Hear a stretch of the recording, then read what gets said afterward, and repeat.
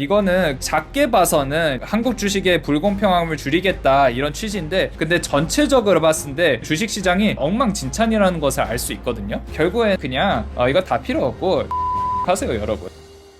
네, 안녕하십니까. 5살도 이해하는 경제 오이경이라고 합니다. 오늘은 제가 자사주에 대해서 말씀드릴 건데요. 기업들이 어떻게 자사주를 이용해가지고 그 자기 힘을 키웠는지 그것에 대해서 말씀드리겠습니다. 자, 첫 번째, 회사가 어떻게 돌아가는지 봐야 됩니다. 예를 들어서 이 삼성전자라는 주식회사가 있습니다. 삼성전자 말고 삼선 짬뽕 할 때 삼선전자라고 할게요. 예를 들어서 A, B, C, D, E라는 이제 소유주가 있는데요. A는 49%의 주식을 가지고 있고, B는 뭐 5%, C는 10%, D는 1%, E는 15% 이렇게 가지고 있는데, 자, 여기서 누가 힘이 제일 셀까요? A가 더 세겠죠. 그런데 여기서 B, C, D가 우리가 힘을 합쳐가지고 A 회사보다 더 세고 싶어요. 근데 과연 그게 가능할까요? 이거 합해가지고 31%밖에 안 되잖아요. 얘네들이 아무리 힘을 합친다고 해도 A가 49%가 있기 때문에 얘가 결국은 힘이 제일 셉니다. 숫자가 많아도 상관이 없습니다. 결국에는 주식이 얼마나 가지고 있는지 그것에 따라서 대빵이 되는 겁니다. 아시겠죠? 그래서 A가 지금 대빵이라는 것을 이제 알 수 있습니다. 그래서 이게 삼성전자를 주식회사다라고 하는 거거든요. 주식이 제일 많은 사람이 이제 대빵이 되는 거다라고 이게 쉽게 설명할 수 있습니다.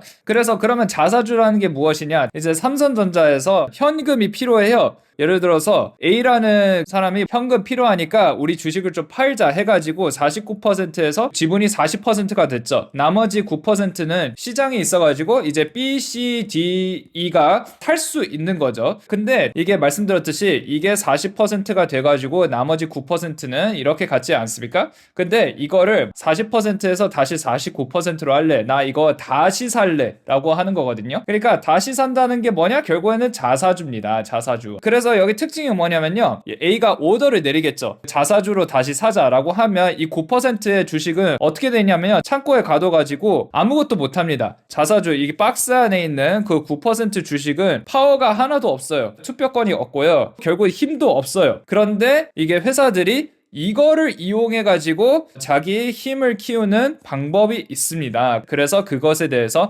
하나하나씩 이게 설명을 해드리도록 하겠습니다. 예를 들어서 삼성전자에서 A가 30%가 있고 나머지 B, C, D, E가 각각 5%가 있습니다. 5%가. 그리고 자사주 이제 한 20%가 있어요. 원래 A가 원래 50%가 있었습니다. 그런데 20%를 팔아가지고 30%가 됐거든요. 그리고 20%를 또 다시 샀어요. 그래서 다시 사가지고 자사주로 남았어요. 그래서 자사주는 어디 있냐? 자사주는 지금 박스 안에 있습니다. 창고 안에. 그런데 이제 예를 들어서 B라는 회사가 나는 돈을 더 투자를 해가지고 20%로 키우고 싶어 라고 얘기를 했어요. 그래가지고 A 입장에서는 야, 얘 갑자기 선 넘네 라고 하는 거예요. 얘가 더 파워를 키우면 B가 더 힘이 세지는 거 아닌가? 라고 이렇게 걱정할 수 있는 거죠. 그래서 뭐라고 하냐면요, 이제 F하고 완전 베스트 프렌드예요. 베스트 프렌드. 야, 있잖아, 이 자사주 20% 있잖아, 내가 너한테 줄게. 그 대신 나를 도와줘 라고 하는 거예요. 이제 어떻게 되냐면요, 이 회사에서 삼성전자에서 A가 원래 30%밖에 없었어요. 근데 이제 어떻게 되냐면 A가 원래 이렇게 30% 있었는데 자사주를 이제 F한테 준 겁니다. 그래서 20%가 돼가지고, 그래서 결국에는 A가 돈을 하나도 들이지 않고 이렇게 50%의 힘이 가지고 있는 거예요.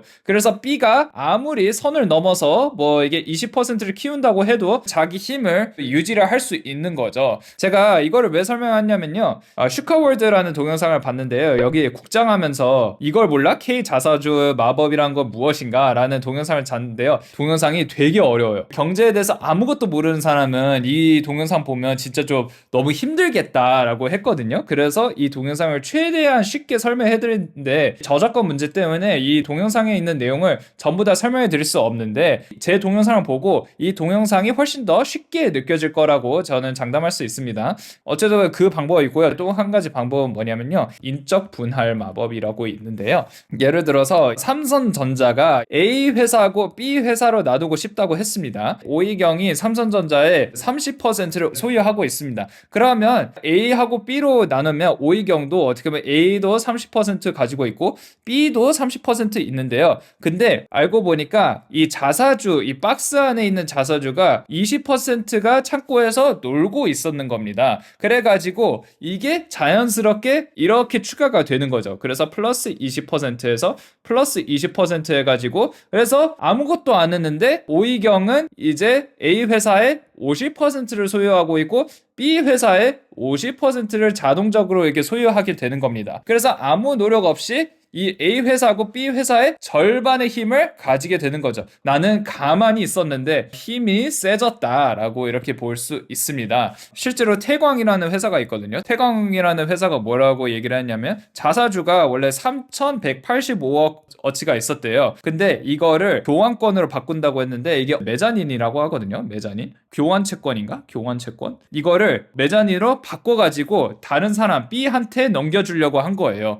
그래서 그게 회사 전체에 24%나 된 거거든요. 그러니까 원래는 이 3,185억 원은 파워가 없었고 아무것도 할 수 없는 이 3,185억 원인데, 근데 이거를 이 B 회사한테 옮기면서 태광이 이만큼 있었다면 태광이 이 B 회사한테 넘기면서 이렇게 파워가 세지는 거죠. 그래가지고 야, 이거 B한테 너무 싸게 넘기는 거 아니야? 너무 싸게 넘겨서 네 힘을 이제 유지하려고 아니야? 라고 해서 다른 주주들, 얘네들 입장에서 야, 이거 너무 불공평한 거 아니야? 라고 한 거거든요. 그래서 법원에 소송을 걸었습니다. 멈춰라고 했는데, 근데 법원에서 뭐라고 했냐면요, 문제가 안 될 것 같은데? 라고 했습니다. 그래가지고 이게 꼭 나쁜 일인지 이게 말하기 어렵다라고 얘기를 했어요. 지금 이제 정권이 바뀌어가지고 지금 정권에서 뭐라고 했냐면요, 야, 이거 자사주 이거 쓰는 거 있잖아, 이거 써가지고 자기 힘을 키우려고 하잖아, 이제 그걸 앞으로 못하게 해야겠다라고 얘기를 했습니다. 그거를 어떻게 했냐면요, 자, 첫 번째는 자사주 있잖아요, 1년 후에는 무조건 이 박스에 있는 이 창고에 있는 주식 싹 없애야 된다라고 하는데, 그거를 소각이라고 하거든요. 소각. 그리고 두 번째는 창고에 있는 이 자사주 있지 않습니까? 자사주 애초부터 파워가 없게끔,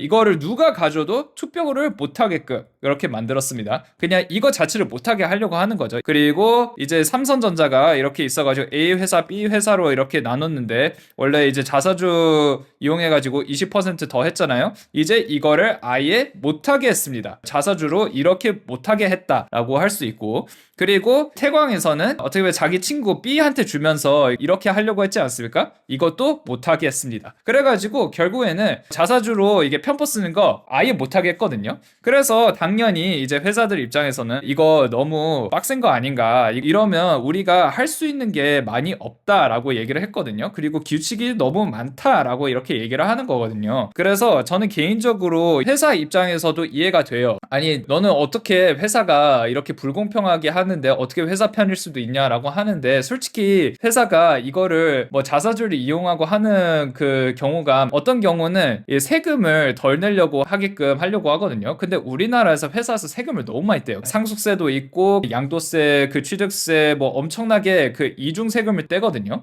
그 세금을 최대한 이게 줄이기 위해서 기업 입장에서 세금을 내다가 기업을 운영을 아예 못하게 될 수도 있거든요. 실제로 1세대가 할아버지가 돌아가셔가지고 2세대 이제 아들한테 넘기려고 하는데 세금이 60%를 상속세로 내야 되거든요. 회사가 1,000억을 가지고 있는데 600억을 세금을 내야 돼요. 400억으로 이제 회사를 운영을 하는데, 회사를 운영하시는 분 입장에서는 1,000억 회사 운영하는 거하고 400억 회사 운영하고 하늘과 땅 차이거든요. 그러니까 회사 자체가 운영이 안 돼가지고 이것 때문에 문 닫은 회사들이 그래도 꽤 있습니다. 그래가지고 운영이 흔들릴까봐 어떻게 보면 이 편법 쓰는 방법도 있는데, 그래서 어떤 회사들은 이 편법을 쓸 수밖에 없는 경우도 있고, 그리고 두 번째는 진짜 말 그대로 나쁜 짓 하기 위해서, 그 진짜 불공평한 짓을 하기 위해서 이 편법을 쓰는 회사들도 있긴 한데, 근데 결국에는 맞고 틀리고 떠나서 이거를 보면서 그냥 한국 주식은 그냥 피하는 게 정답이다. 왜냐하면 이거는 작게 봐서는 한국 주식의 불공평함을 최대한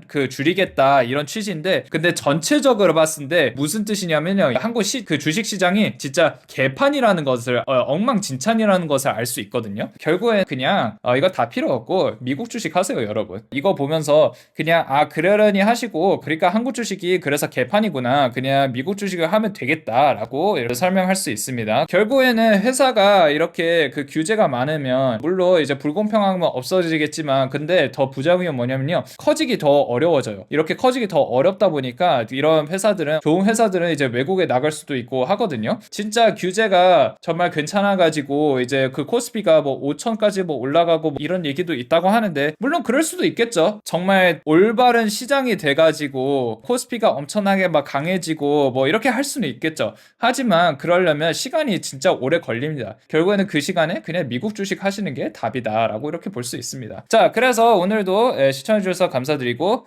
구독, 좋아요, 알림 설정 부탁드리겠습니다. 감사합니다.